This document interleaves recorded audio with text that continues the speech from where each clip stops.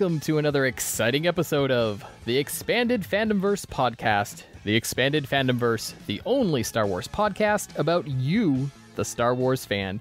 Hello, my name is Tim McMahon, and I am joined this week and every week by my friend Jason Collier. Hello, Jason. Hello, Tim. How are you doing? Pretty good, pretty good. Nice quiet week compared to last week. How about yourself?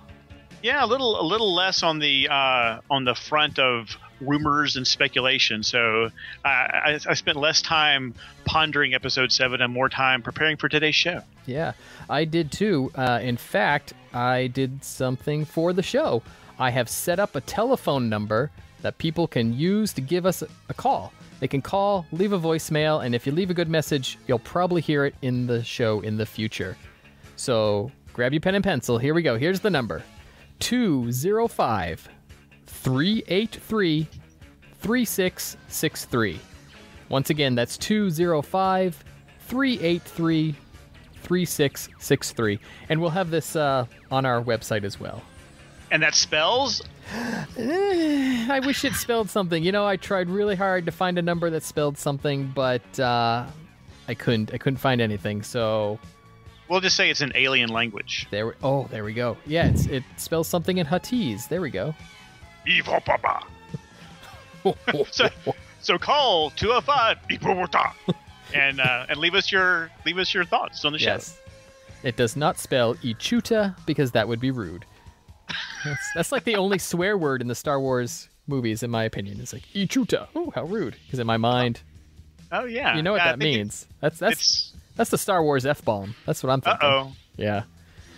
What anyway. What about Boshuda? Boshuda. That sounds pretty bad to me. But... Yeah. Bantha Popo. Yeah, that's the S word. So yeah, there you go. All right. So next, sometime in the future, we'll do a whole show on Star Wars cursing. In the meantime, if you have a good Star Wars curse, let us know. Give us a call. 205-383-3663. Leave a message. We'll put it on air if it's good. Or, of course... As always, send us email, theexpandedfandomverse@gmail.com. Well, Jason, since we got nothing to talk about, you want to jump right into the news? Yes, sir. Let's do it. All right. News.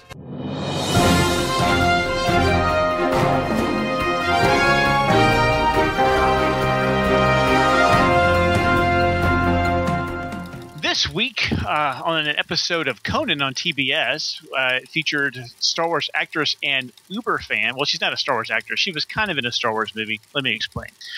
Jamie King. She's in the new film Sin City 2, A Dame to Kill For. But she's also married to Kyle Newman, who is the director of Fanboys. And she is a closet Star Wars nerd, which is great. She named her son James Knight, K-N-I-G-H-T, you know, Jedi Knight, get it? And then she also had a Star Wars baby shower and had Star Wars themes at her wedding. And now, she has been in Star Wars. She was actually a voice on the Clone Wars, and she actually did the voice of Aura Singh. Now, she's been a really good ambassador for Star Wars because she, you know, takes it with a grain of salt. She loves it.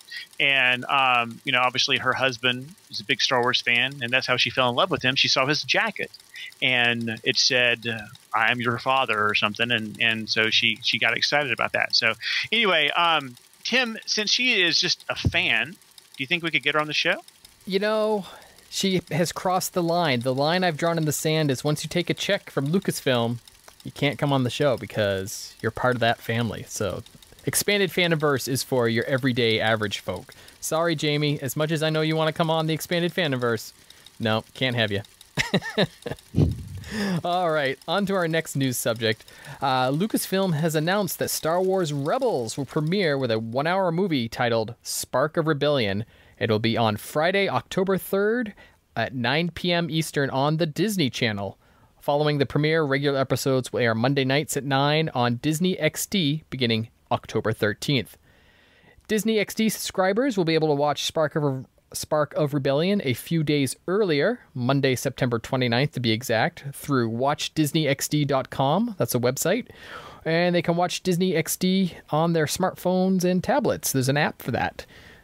The movie will be available for purchase on several different streaming video platforms beginning October 4th.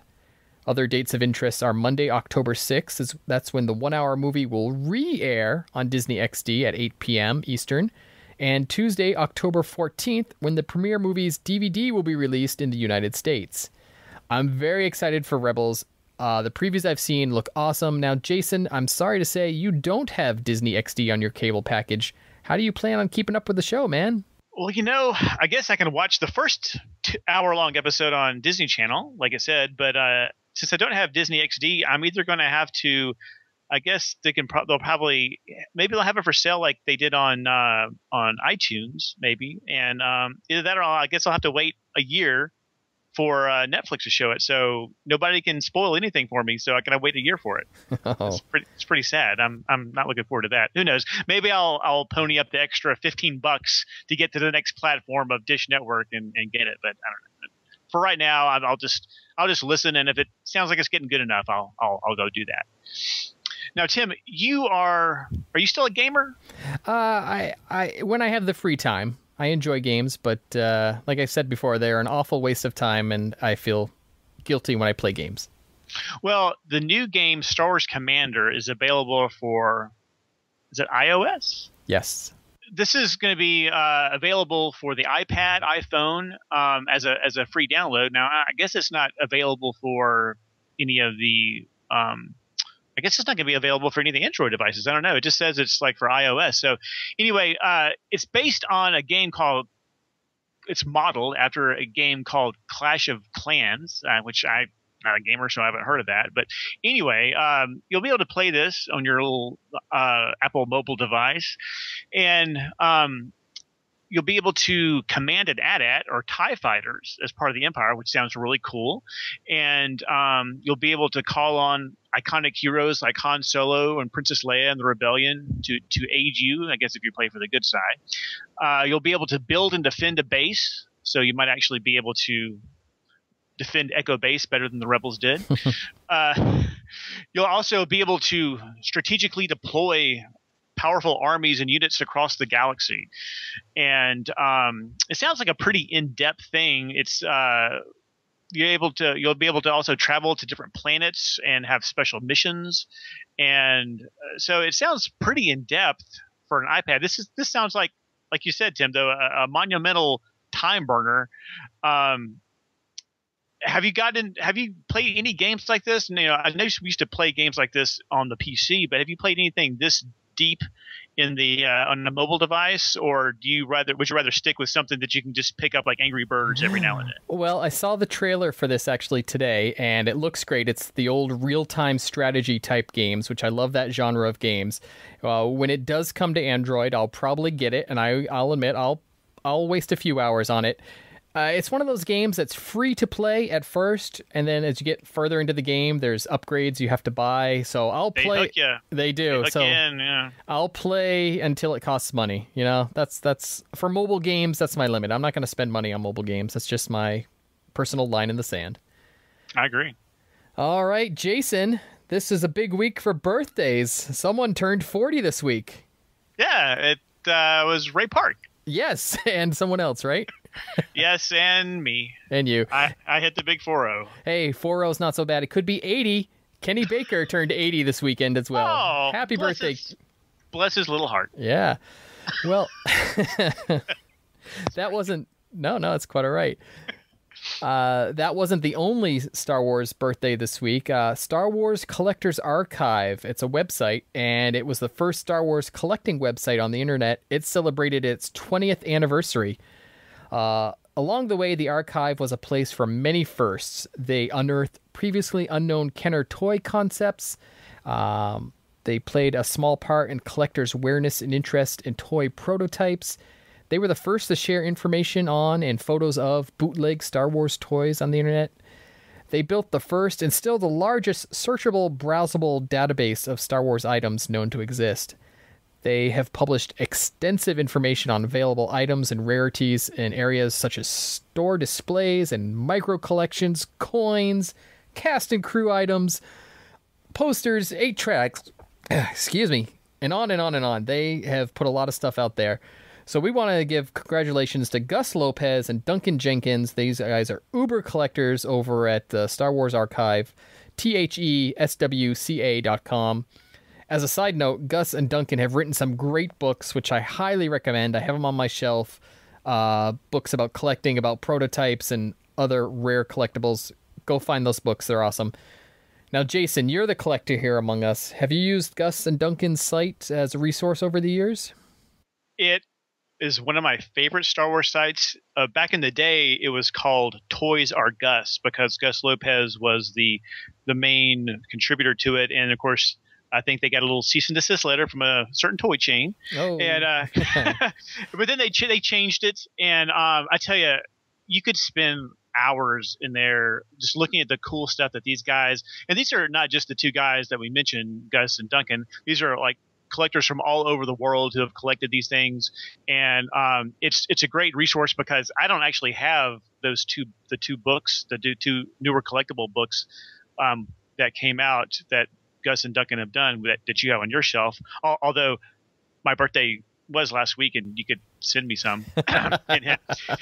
But anyway, if you don't have those books, this is another great resource to find some of the stuff that just to look at some of the collection that they've amassed over the last, I guess 40 years almost now. And one of the things that I always remember from going to this page is it was the first time I saw some of the prop items that some of just normal collectors have acquired. And Gus himself acquired the indoor bunker. Oh, wow. Yeah, I won't go into it, but you need to find that on his page and look because he found it in the strangest of places and basically was paid to take it off this guy's hands. And now he has walls of the indoor bunker in his house. And also there's links to his house in there, which is a really cool house he has up in Seattle called the Boba Cabana. And just amazing stuff. You could spend hours there. It's definitely one of the go-to places on the internet for Star Wars stuff. Check it out. Definitely. So one last news item. It's a sort of a follow-up to news we reported on last week in regards to rumors and spoilers. So if you want to stay rumor and spoiler free, you've been warned. Turn down the volume now. It looks like a lot of those rumors that we were hearing last week, you might be able to just disregard them. StarWars7News.com is pointing out that Star Wars Legacy Volume 2, the last Star Wars comic book being published by Dark Horse Comics, may be the source of many of the rumors we've been hearing. Let's look at the similarities between what's going on in the comic book, which takes place 130 years after Return of the Jedi, and some of the rumors we were hearing last week. So the book is about Ania? I'm sorry if I'm mispronouncing that. Star Wars names. What can you say? Ania Solo. She's a descendant of Luke and Leia. She starts off as a junk dealer on a backwater planet, and then she and her Mon Calamari best friend find a lightsaber, which is the MacGuffin that gets their story moving. Along the way, they are pursued by Darth Red, an Imperial cyborg. Ania is then joined by an Imperial Knight who's really a good guy at heart, and he helps her along the way. So that's the storyline from Star Wars Legacy. Now, the rumors we were hearing last week go like this. Daisy Ridley's character finds a lightsaber, and that's the spark of her story. We were hearing rumors last week that a Mon Cal will be the sidekick character. Sounds familiar. There was a rumor going around that John Bogoya's character is a stormtrooper who switches sides and helps Ridley's character on her quest. Stormtrooper, Imperial Knight? I don't know. And finally, there were a lot of rumors last week about Imperial cyborgs being the baddie. Looks like that's been done in the comic books, folks. So, ever since the EU, the Extended Universe, went away, Lucasfilm has been saying that they're going to mine the EU for interesting ideas and characters. I don't know if this is mining, because it's so spot on. Well, Jason, you're the rumor expert. Do you think we could put some of these stories to bed now, or what? Oh, gosh, I'm the rumor expert now. Well, I haven't been paying attention to rumors and spoilers. Yeah, well, and you have. Yeah. These are, I mean, like you said, they're very similar, and that was the story that you read about Daisy Ridley's character. There are a lot of similarities. I kind of liked where they were going with the story there, but if it turns out that it's not true, then I'm not going to be brokenhearted. Well, if you like the stories, you can just read the comic books. Exactly, yeah. And there were a few tidbits of information um, that weren't in the comic book plot synopsis that were in the movie plot synopsis that may still actually be in there. So I don't know. I just love the speculation part. If they were to come in and say, "Oh, that's wrong," and give me a whole different story to follow and speculate about, I'd be happy. I'm excited that new Star Wars is being made. So this is the stuff that we will look back at 16 months from now and say, "Oh, ha ha ha ha." Look at how wrong we were. But that's the fun part for me. Well, that wraps up news for this week. Okay. I think we have a problem. Oh, no. Hold it. Hold it. Uh-oh. Last week, Tim got to talk with Chad Barbary, who was one of the co-founders of Wookieepedia, the great Star Wars wiki and the source of all knowledge of Star Wars on the net. And as a kind of a continuation of that interview, this week we're going to speak with another one of the originators. His name is Steven Greenwood, and he helped Chad in the early days of Wookieepedia, but he, unlike Chad, is still part of Wookieepedia. So we'll talk to Steve and see what it's like to still be at the helm of the Star Wars wiki and talk about the future of Wookieepedia.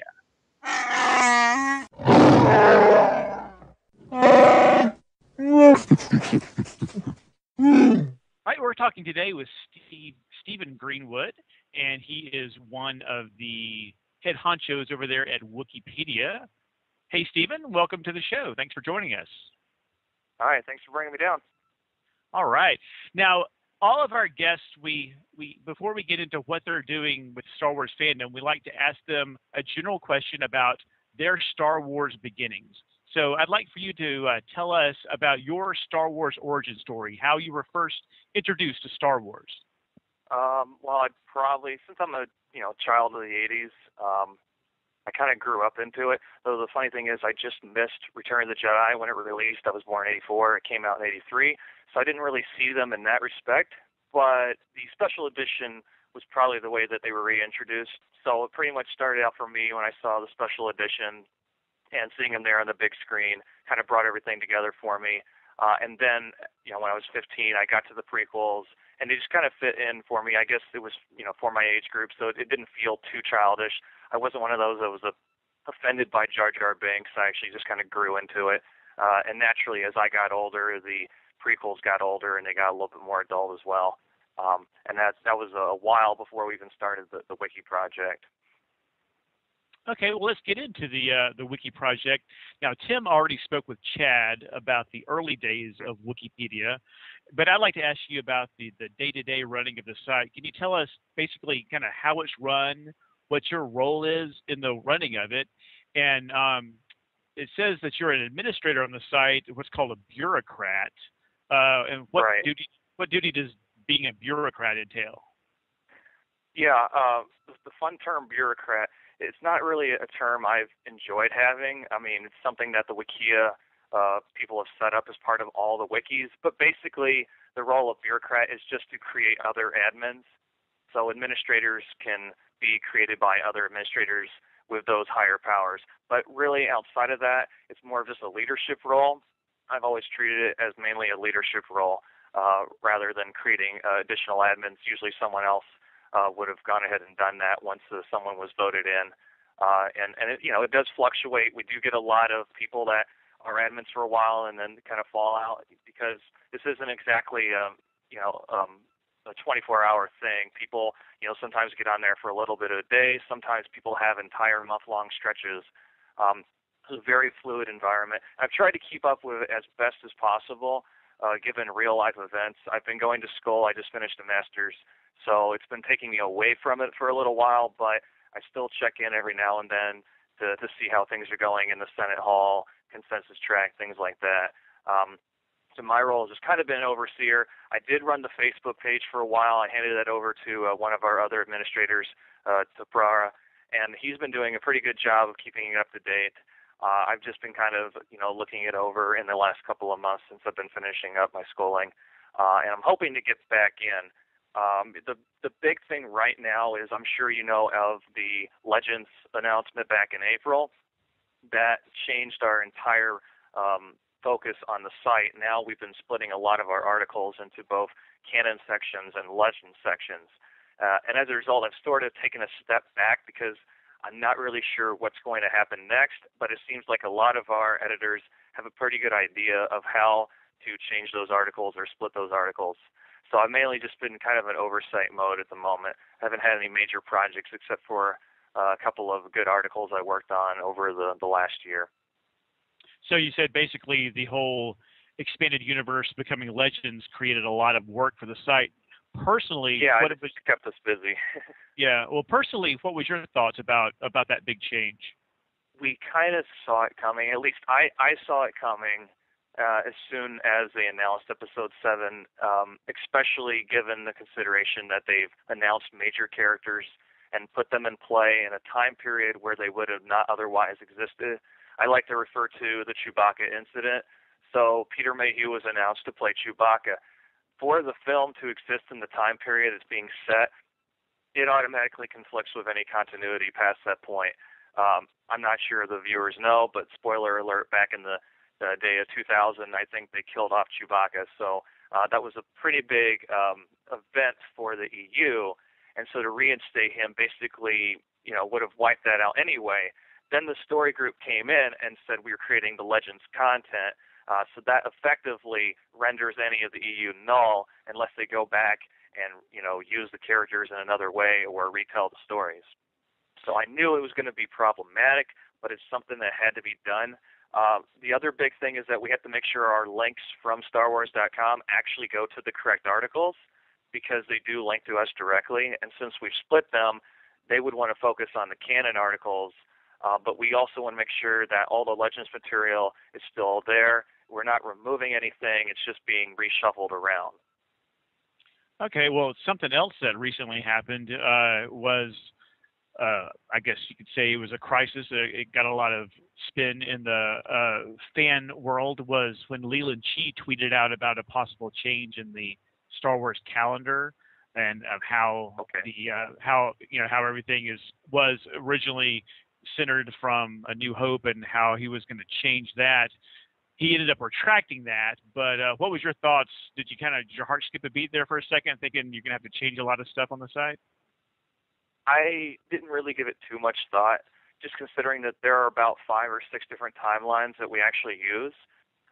The main one is the out-of-universe that was adapted to in-universe, the ABY, BBY, and I don't see why that wouldn't remain a welcome addition to the canon because it's been so well established and it's how we tell time the best way based on the Battle of Yavin.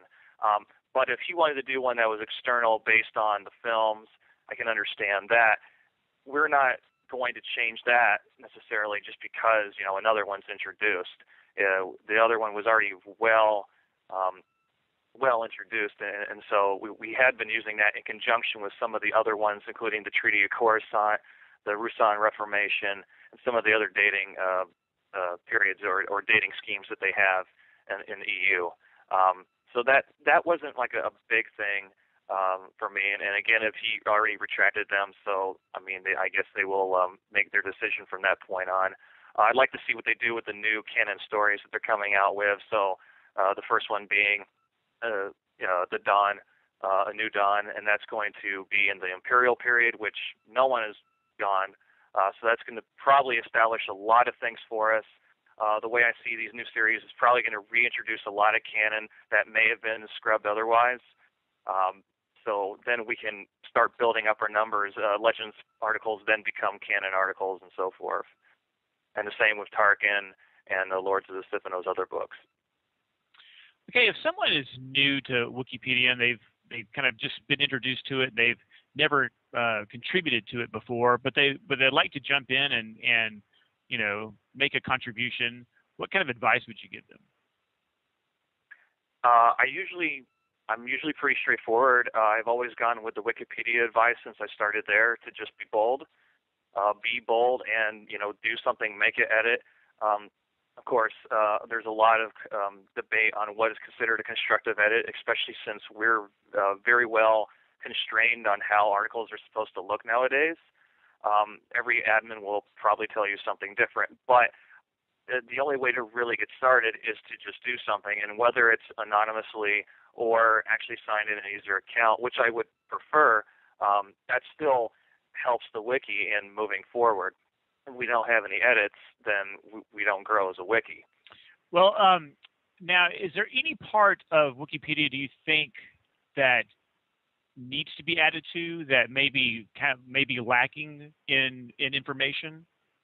Well, there's always areas. There's always we have lots of different Wookiee projects that focus on certain areas, whether it be fleets or planetary material. So we have an entire project in Atlas. We have a whole area in Old Republic. So anything that's still a red link to be created, those are things that can be done. Any articles that can be improved upon, we do those things. It's constantly in motion. There's never a static version of the wiki, especially as Lucasfilm continues to release more and more material.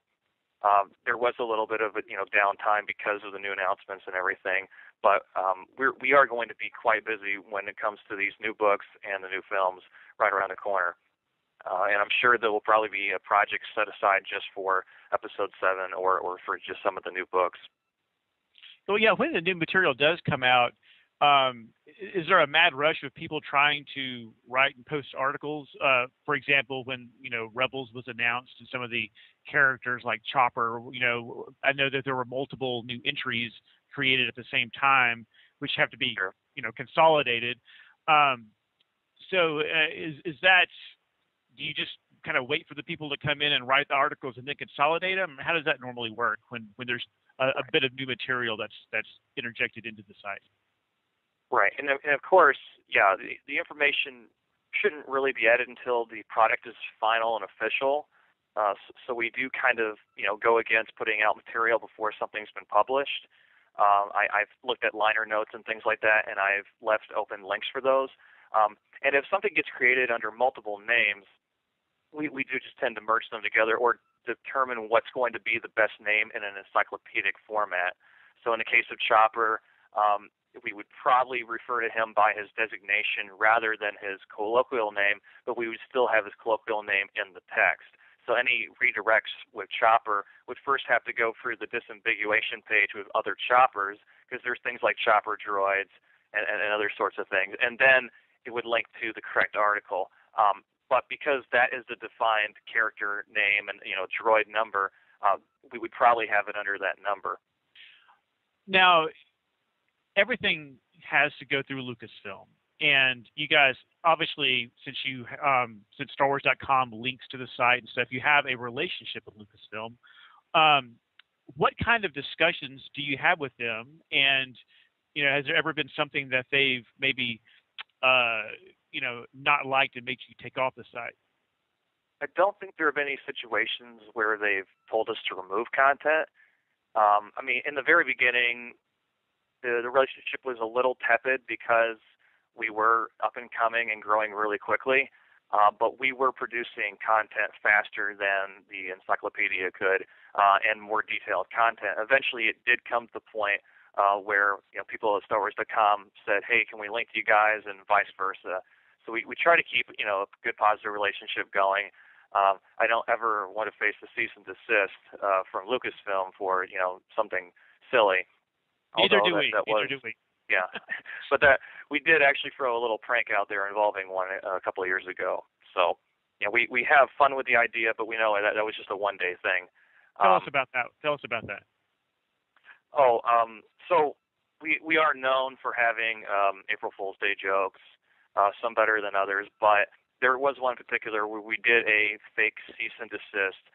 It was during our Wookieepedia in 3D, and it was about 2009, I believe. And we kind of had a multi-layered approach where we did this and we posted one thing, and then we had the entire article's text translated to blue and red, so it looked like it was in 3D.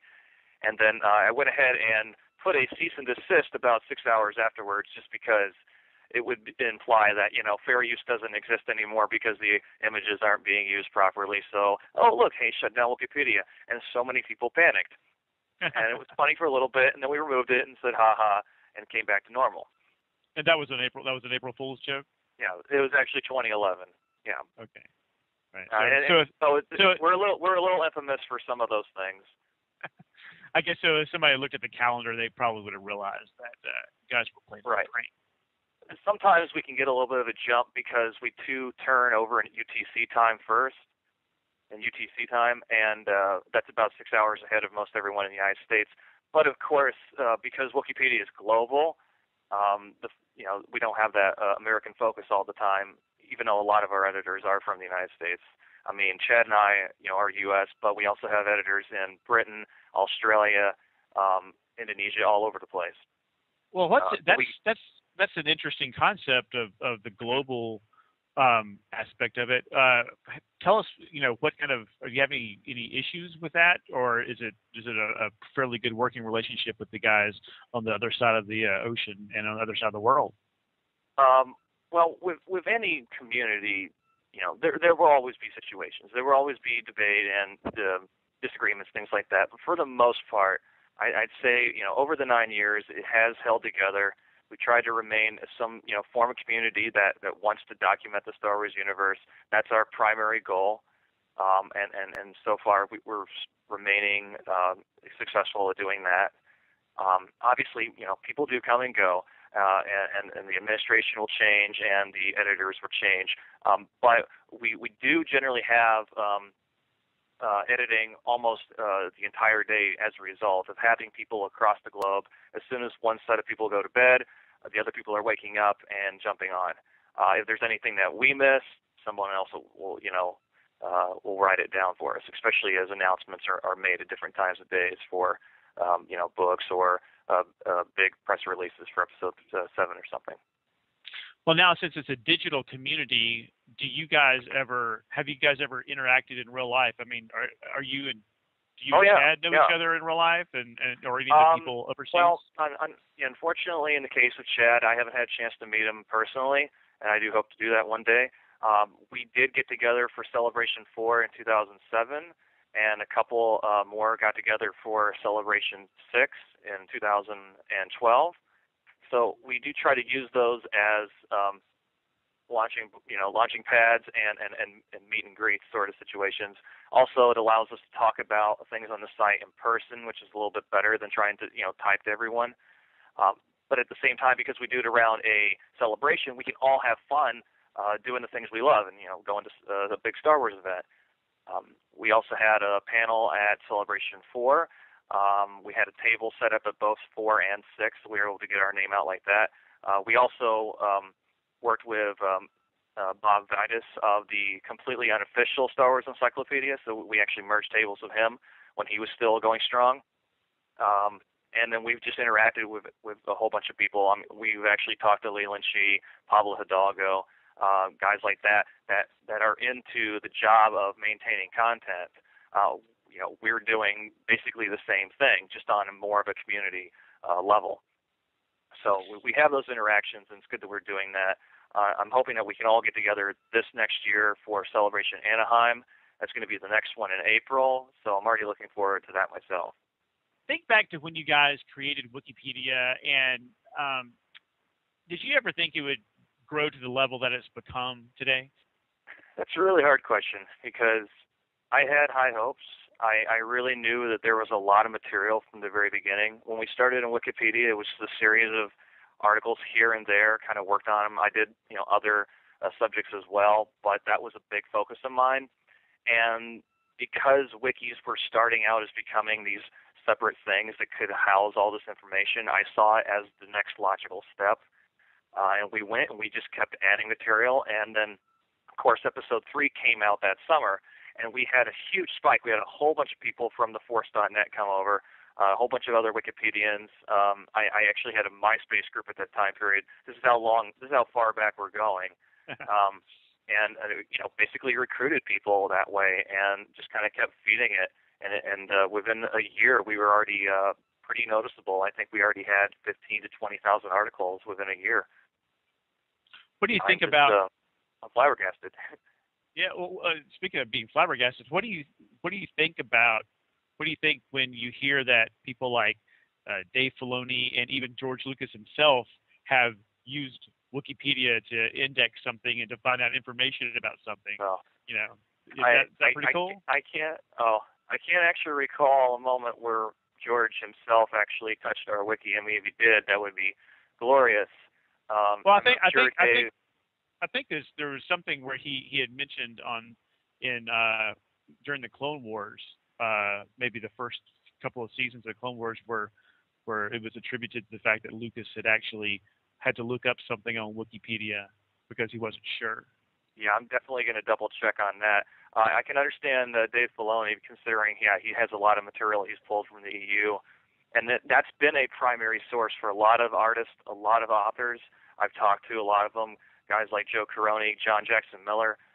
They're constantly, double checking things because, we are not the primary source, of course. I should add that Lucasfilm still needs to provide them with the content that they need in order to do the work that they do. But it doesn't hurt to have another place there that they can access publicly. And I think that's been the real success of it, is that it is publicly accessible and that everyone has access to it, regardless of what they're doing, whether they're building costumes or actually writing books. Now, I want you to get in your time machine and go 6 years into the future, the release of Episode 9. You've got 5 more movies under your belt and a load of different expanded universe content, Rebels and whatnot. How do you see maybe the site being different at that point? I don't know about drastic changes. I mean, this would all be based on what Wookieepedia decides to do with their software. We hope that we would have the space, to continue growing. We're at 112,000 articles right now.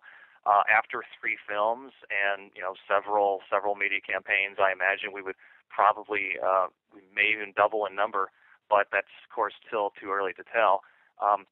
At this point, I can only see it as really a size situation because we've already nailed out a lot of the background policies and sorts of things that makes Wookieepedia survive. Of course, we'll constantly try to become more media friendly and more sociable because I know from the very beginning a lot of us just kind of like sitting in the garage or something, working on the computer.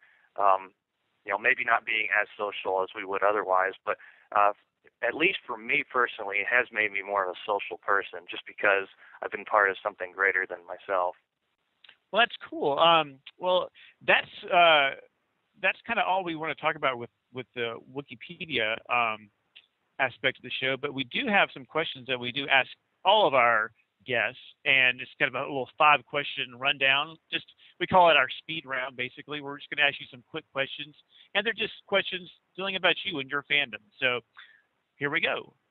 Number one is going to be what is your favorite Star Wars film and why? So this is probably going to sound canned, but Episode 5, The Empire Strikes Back, still has to be my favorite film.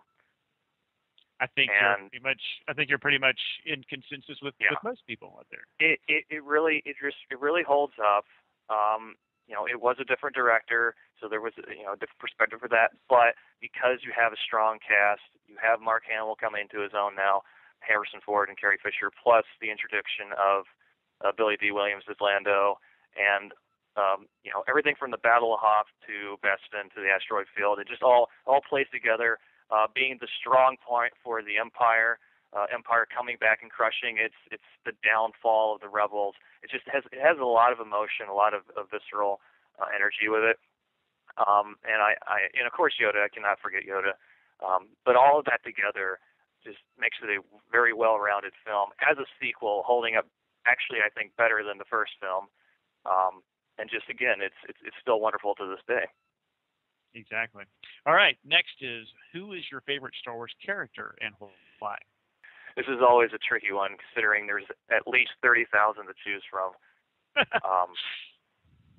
It would have to be someone I would relate to, but there's so many great characters out there. If I had to pick, within the films themselves, I would probably go Han Solo just because he is so cocky. He is so he is a smuggler. So he has a way with things. He gets around, and he's slick.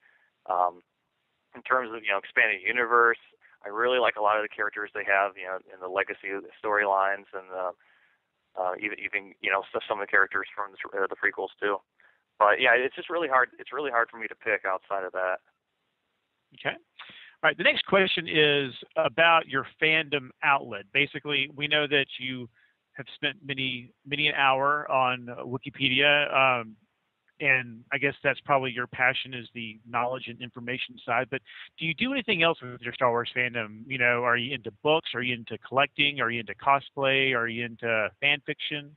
Anything else that kind of you do on the side to get those to get the Star Wars energy going? Right.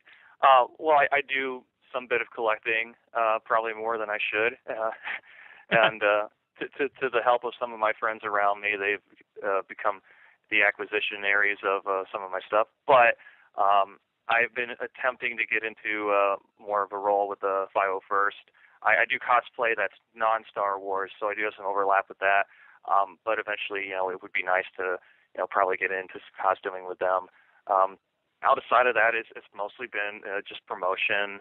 We're going to these events, but I do still keep up with a lot of the content that comes in. So, being a Wookieepedian, you kind of have to have big bookshelves, especially if you want to delve into a lot of the background and detail work.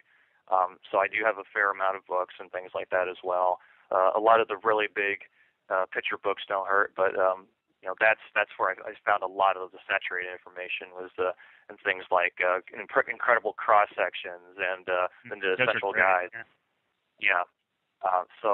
And Wildlife of Star Wars has been a big one for me recently because I've been doing a lot of work on scale fish. So it seems random, but there's some sources they're really superior. Okay, the next question we have is, what is your Star Wars dirty little secret? So basically, this is something crazy or embarrassing that maybe you've done as a Star Wars fan that you kind of maybe hide from the general public, but we want you to kind of let it all out here and tell us. So the Star Wars dirty secret. I guess I could say I like Jar Jar. He doesn't bother me.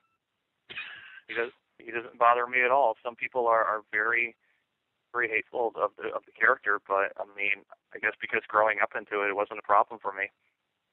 Well, cool. That was actually my next question was Jar Jar, love him or hate him. So you answered 2 in 1 right there. Well, I got 2 in 1. See, I used the Force. I read your mind before you asked the question. All right. Well, but then we'll add a bonus question in here because since you answered it 2 for 1. The last question is, have you ever had a moment where you couldn't control your annoyance because somebody mixed up Star Wars and Star Trek? I think we've all as fans had that. Do you remember a moment where something like that happened to you?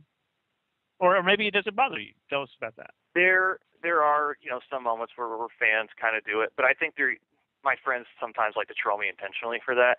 The big inconsistency I really find is the single E spelling of Wookiee, and I cannot understand how that word continues to be misspelled. Spelling it like cookie instead of Wookiee with 2 E's, especially as they're on the site too, which is amazing because the logo is there and everything and has 2 E's in it. That's like my pet peeve, I guess, if I had to name one. Gosh, you know what? I don't know how many times I probably misspelled that because you're right. There are 2 E's. Right. And it's been like that since 1970, at least 78. I think maybe the first novelization spelled it with 1 E, but it's been corrected since then. Everything that's been released by Lucasfilm has had it with 2 E's. And so it's sort of fitting that we would name a Wookieepedia, the wiki, that would be the name for it, kind of remind people, like, this is how it's spelled, but that wasn't actually the original intention. It just kind of worked out because of, the similarity to Wikipedia. And the only word that's closer than that is Wikipedia, but that one didn't go over so well. I was about to ask you, were there other names? I think Chad had mentioned Wikipedia. Were there any other names kind of thrown out there when you guys were putting this together? Oh, we did actually start out as just the Star Wars Wiki. We didn't have a colloquial name to begin with. We just had to find a way to separate ourselves and then start building the wiki. The name Wookieepedia didn't actually catch on for a good year until we made a new logo.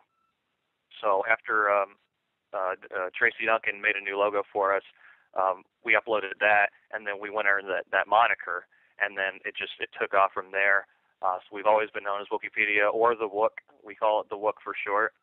The Wook. And I like the Wook. Yeah. And it just grew from there. It just kind of caught on. But I did. Chad would have been the one responsible for doing it. I do have to razz him a little bit though, because he did type it with one E. So I'm not gonna let him go of that one. But he did come up with a name, and it was a great name. And I'm glad that we were able to come up with that. I guess if you just call it the Wook, you don't have to worry about the 2E thing, right? Of course. Right. I mean, it's the shorthand form, and it's usually how we'll refer to it in conversation, because 4 syllables versus 2, it could be a mouthful if you're trying to get the point across. All right, we are done with questions, except now it's trivia question time. So Okay. Now, we figure you work for Wookieepedia. You should know a lot of this information, hopefully. I know it's lots of information that you have to go through, but we're going to ask you 9 questions in honor of the 9 episodes of Star Wars that we're eventually going to get. And basically, we're pulling from all different corners of the galaxy. And they start off easy and they get a little harder. And what we're going to do is we've already asked Chad these questions. So we're going to compare your answers and Chad's answers and see who can be crowned the Wookieepedia wizard. All right. So I'll do my best. Okay. All right. And guess what? It's going to be multiple choice. So that should help. All right. Trivia question number 1. In the TV movie Ewoks: The Battle for Endor, what is the name of the human female child character? Is it Cindy, Sindel, or Cinderella? Okay. Well, I don't even need the multiple choice, but yeah, it's B. Sindel Tawani. Oh, even the last name, we get extra points for that one. Nice. Okay, here we go. We're delving now into the world of the PC game. In X-Wing, in the X-Wing Space Simulator PC game, what rank does your character start off as? Is it Deck Officer, Flight Officer, Flight Cadet, or Space Cadet? I have not played the X-Wing games. Could you repeat the first one, please? Yes, that would be Deck Officer is the first choice. Then there's Flight Officer, Flight Cadet, and Space Cadet. I want to go with Space Cadet. Space Cadet? I'm sorry, that is incorrect. The correct answer is Flight Cadet. Flight Cadet. Yeah, it was pretty close. All right. Okay, this is my question, because I'm a big fan of the radio dramas. So from the Empire Strikes Back radio drama, what is the last retreat code for the Rebel crew members to get to their transports? Is it the Alpha Code, the Omega Code, or the Da Vinci Code? I want to say the Omega Code. You are correct, sir. It is the Omega Code. I'm sweating. Doing good. Okay, here we go. Going to Episode 1, The Phantom Menace. In Episode 1, Anakin Skywalker's friend was Kister. Trouble followed Kister in his later years. And which of these things actually happened? A tribe of violent Jawas wanted him dead because they thought he had stolen a droid, which he actually hadn't. The next, B, Jabba the Hutt wanted him dead because he thought Kister had led a slave revolt, which he hadn't. And then the third choice is the Tusken Raiders kidnapped him and planned to kill him to appease the quote-unquote angry ghost that had slain an entire tribe with a glowing, humming sword. Yeah, this one seems a little familiar, and it would be very ironic. I want to go with C to justify the slaying from the lightsaber for the Tusken Raiders. Uh-huh. Okay. I'm going well, with actually, this this was actually a trick question put up by my co-host Tim. They actually all happened to them. Oh, yeah. So you'll get a point for that. You'll get a point for that because you remember that. He was a bad kid. Tim snuck in a trick question on us. All right, next, from the holiday special. What's your thoughts on the holiday special, real quick, before we go into this question? It's hilarious. It sure is. The commercials are great, too. Yeah, that's half the fun is finding a version with all the commercials in there. Oh, I was just going to say, we had a Pittsburgh edition, so we had all the jingles from the 1970s on that version. And, I just watched for 2 hours and giggled the whole time. Okay, so from the holiday special, here's our question. Okay. Wookiee Life Day is the greatest of Wookiee holidays. Prior to the Galactic Civil War, it was not held every year. How often is it celebrated? Is it every 11 years, every 3 years, every 8 years, or every 1,138 years? Well, it's not going to be the 1138. I want to go with 3 years. And that would be correct. Awesome. Good job. All right. We've got 4 more. Yes, 4 more. Here we go. And now we're going to head to the Clone Wars. The Clone Wars had many great voice actors through the years. Which member of the SpongeBob SquarePants cast was not in the Clone Wars? Was it Roger Bumpus, who played Squidward? Was it Tom Kenny, who played SpongeBob? Or was it Clancy Brown, who played Mr. Krabs? Okay, I believe Clancy Brown was a voice. And could you repeat the first 2 again? Sure. Roger Bumpus, who is Squidward, and Tom Kenny, who plays SpongeBob. I want to go with Roger Bumpus. You are correct, sir. Very good. Tom Kenny, who plays SpongeBob, also plays Newt Gunray and several other characters in Clone Wars. And Clancy Brown played Savage Opress and some others as well. So. Yeah, there are a lot of interesting ones in there. There's even David Tennant, and now with Rebels, we even have Jason Isaacs, who was actually yes. And Freddie Prinze Jr., I believe. Yes, Freddie Prinze Jr. is one of the primary characters. He's playing Kanan. And then the Inquisitor is Jason Isaacs. Interestingly enough, Jason Isaacs was once used as a photo model for Hyper Zahn. So he already had a connection to the Star Wars universe before he became a voice actor for it. Cool. Hey, that's why we have you on here. Really. All right. Yeah, really interesting tidbits and nuggets of information. Cool. All right. We learn something new. We do, exactly. All right, we get 3 more. Here we go. All right, we're getting into some books here, some children's books. This is where I'd start losing it here. The Jedi Prince series of children's books is, in many people's opinion, the worst piece of Star Wars material ever written. Some say it's worse than the holiday special, but that's somebody's opinion. Which of these horrible things is not from the book? A mountain on Dagobah called Mount Yoda, where the New Republic set up a defense research and planetary assistance center. B, Darth Vader's severed hand, or at least his glove, survived the destruction of the second Death Star. Or C, Palpatine has a 3-eyed son named Trioculus. Well, if I recall correctly, they all happen, but we're asking which one didn't happen in this series. Because I know Trioculus existed, I know about the glove of Darth Vader, and there is a Mount Yoda, if I recall. So that was, and you're correct. All 3 did happen. It's another one of Tim's trick questions. Yeah. No. No. Can you hear me? I'm here. It's Tim's butting in here. It's kind of a trick question. I'm sorry. Yeah, Tim. It's kind. Yeah. Explain it, Jason. Tim is our big bookworm here at the podcast, and basically it's kind of a trick question. Palpatine does not have a son named Trioculus. Trioculus only masqueraded as Palpatine's son.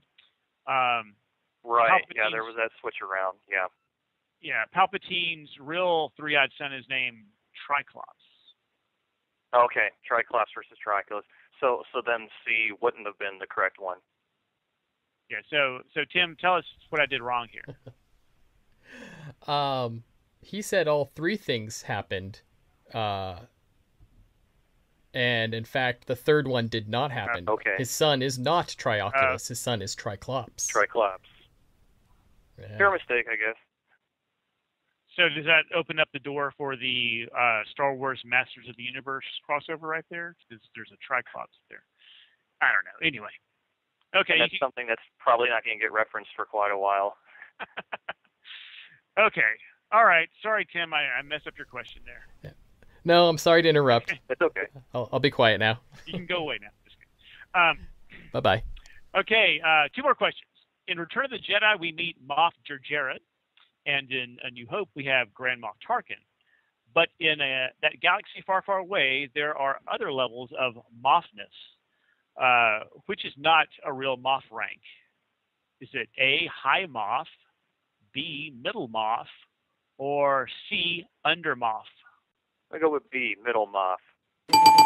You are correct. There is no Middle Moff. Although I really don't know if I'd want to have the name Under Moff. That kind of sounds... Yeah, either of them do sound silly. Okay, here's another crazy Tim question. Since the great expanded universe reboot, stories are now either canon or non-canon. And before this, Leland Chi, the keeper of the Holocron, had organized the expanded universe works into levels of canon, and he gave each a letter code. Which list of canon code letters is incorrect? Probably a better question if you had a visual so you could see them. Here we go. Okay. Is it A? That's not A, but is it the first answer, possible answer is GCDNAU. The second possible answer is GTCSND. And the third possible answer is GTF OLOL. Okay, it's not going to be the third one. And it should be G canon, television canon. C canon would be continuity canon. S canon would be secondary canon. N canon would be N canon. And then there's also an Infinities level canon too that doesn't really fit in anywhere. So I was going to go with the second one. And you would be correct. Very good. Sweet. All right, so I haven't been keeping count. Tim, have you been keeping count? What is the score? I have not either. I apologize. We will figure it out when we edit this all together. Okay, well, we'll edit it up, and you did a pretty good job. So you might be in the lead. I'm not sure. So, okay, well, Steven, thank you for taking the time out today to talk to us. It's been really interesting finding out about Wookieepedia, and tell us Tell us about Wookieepedia. Where can we find Wookieepedia on the internet? Okay, well, before I close, thank you for having me. And if you want to check out Wookieepedia, you can either type it straight into Google or go to starwars.wikia.com or Wookieepedia.com. Make sure to spell it with two E's, so you go ahead and find it there. All right, thanks. Thanks, Steven. We appreciate it. All right, no problem. Have a good time. It's a trap! It's a trap! It's a trap! It's a trap! It's a trap! It's a trap! All right, that was Jason's conversation with Steven Greenwood, and yes, I popped in there a few times rudely. Sorry about that, guys. And congratulations to Steven. We're going to crown him the Wookieepedia wizard for getting more of our trivia questions right than Chad. No worries, Chad. You'll get them next time. So thanks to Steven and Chad for coming on the show. We greatly appreciate it. We learned a lot about Wookieepedia. It was pretty interesting. So, Jason, what's coming up next week on the show? Next week, we're going to talk to a Star Wars vlogger. Her name is Haley Skywalker 2, and she is involved in a popular vlog on YouTube where she talks about all things and everything Star Wars and a few other things. And then she's also on theforcebook.com, which is a Star Wars fan community. So we'll be talking to her about her love for Star Wars and being a Star Wars blogger and vlogger. Great. Look forward to it.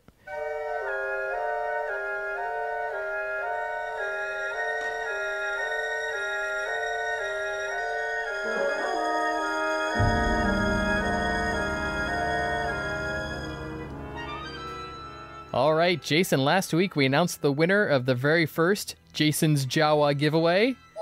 Congratulations again to Chris Frank for winning the Celebration 3 Talking Darth Vader action figure, a great prize. He even posted a picture of it on our Facebook page. Yeah, great. Thank you, Chris. We appreciate that. It was great to see. So that giveaway was so awesome. It got a lot of new people interested in the show. I think we should do it again. What other stuff you got lying around? Oh, I got a lot of stuff. All right. Well, this week we're going to give away, because since Disney is now owner of the Star Wars property, we're going to give away a Disney/Star Wars item. It is and we're also going to keep with the theme of our Darth Vader. We're going to give away a, drum roll please,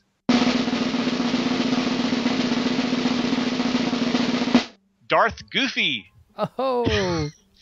This is a 6-inch plush Darth Goofy stuffed animal that came straight from the park, came straight from Disney World. You can only get it at Disney World. Now, they may be available at Disney stores now, but this was from several years ago, when they were doing like a Mickey Jedi or a Mickey Vader and a Goofy Jedi and all that stuff. So it's a really cool little item. I ended up with an extra one, so I figure let's give it away. My daughters are a little bit sad because they kind of wanted to keep it, but I said no. The fans must have their Darth Goofy. Oh, this is great. So how can folks win it this week? Well, as we mentioned last week, we are on iTunes now. And what's really important in iTunes, anybody that's on iTunes will tell you, is we need some reviews. Okay? So people know that we're a really cool show. So if you can go and post your iTunes review, and hopefully it's a positive one, between now and, let me find the date. So between now and September 6th at midnight, which will be, I guess, September 7th, 12 a.m., if you post a review, like I said, hopefully a positive one on iTunes, you will be put in the big bucket. Your name will be dropped in the Stormtrooper helmet, and Tim will, on video again. Will you do it on video, Tim? I'll do it, yeah. Next time I'll have better videography. I just was all alone, propping my camera up against a book. And yeah, get one of your kids to help you out. Definitely. And, of course, they can't win because they are a family member. Yes. Yes. So anyway, give us a review on iTunes, and your name will be in the bucket. And on September 6th, September 7th, we'll pull out a name out of the hat, and we'll ship to you a plush Darth Goofy free of charge. It's on us. Shipping's on us. Great. You can't lose, folks. Go to iTunes today and be part of Jason's Jawa giveaway. Utinni.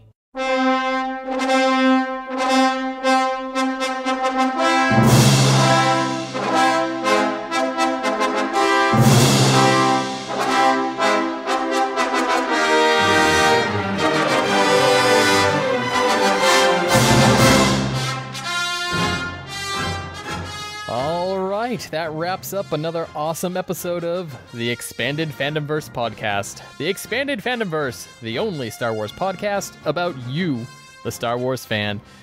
Well, Jason, I stepped on your toes again and did the ending one more time. I'm just wondering what happens when somebody else gets a podcast about being, about Star Wars fans. No. No. We're going to sue them? Yeah, I've already spoken to the lawyers. They have cease and desist letters ready to go. No, there's always room in Star Wars fandom for everybody. All right, so hey, pretty good show. I had fun listening to you guys talk, and again, sorry for jumping in there when I did. Had to defend my trivia making honor. Yeah, I was lost there for a minute, and you helped guide me. All right. So besides that, what else did you learn this week, Jason? Well, I learned that Ray Park and I share birthdays so close together that we actually might be twins separated at birth. I also learned that my idea for a wiki page about my life is really probably a bad monetary investment. And then I also learned that Jamie King and I should have ended up together because I think that we're soulmates. All right. Yeah, I'll send a copy of this to your wife, and we'll not see you next week, Jason. No, just kidding. Hey, man, I still think we should maybe make one little exclusion on our thing of who can be on the show. If Jamie King happens to want to come on the show, I think we could let her on. I think it'd be okay. Okay, all right, yes, we'll bend the rules for Jamie King for you, yes. Jason. All right, let me get on Twitter and see if I can get her to come on the show. Okay. Well, that wraps up this week, folks. Don't forget to check out our website, theexpandedfandomverse.com. Send us email at theexpandedfandomverse@gmail.com and leave us a voicemail, 205-383-3663. We're also all over social media, Twitter, Google+, Tumblr, Instagram. You can find us. Google us. We're there. iTunes, yes. And don't forget Jason's Jawa giveaway. Leave us a positive review on iTunes, and your name will go in the hat to win that Darth Goofy plushie. Well, that wraps up this week. Just remember, don't be a fandom menace. For the expanded Fandomverse will be with you, always.